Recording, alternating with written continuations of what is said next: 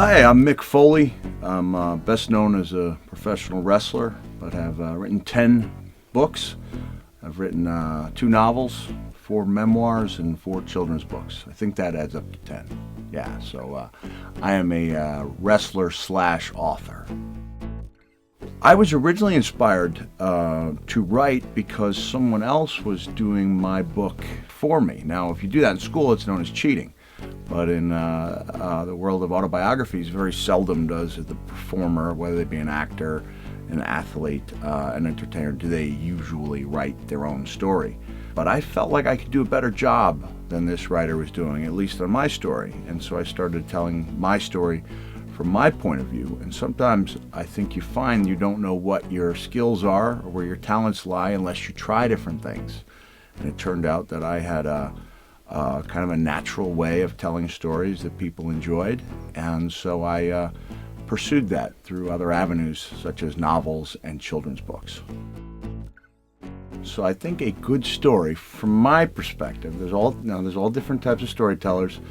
I think it's as simple as creating characters that people can care about and then writing them into precarious situations, which means where things happen to them, good things, bad things, you get into a little bit of trouble, and then you write them out. So it's as simple as that, but you could use that same formula and apply it to any different, 100 different authors, and 100 different authors are going to give you 100 different stories. So it may be as simple as creating characters, writing them into interesting storylines, and writing them out, but that's where your imagination takes over, and your imagination can take you anywhere. Every book I've written has been done by hand with the exception of the 3 chapters.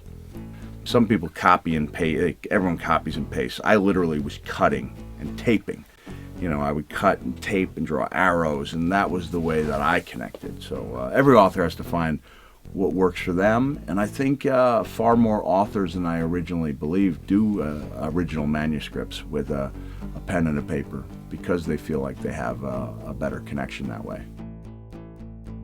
I don't know the statistics, but for every book that's published, there are hundreds that will never be published. For every unpublished book, there are hundreds of books that are started and never finished.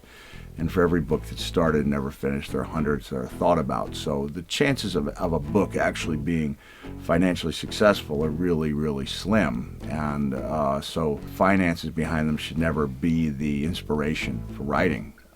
So I think people should really, whether they be children or adults, should write for the thrill of writing and the sense of closure or enjoyment they get from it, not from the idea of making a book marketable.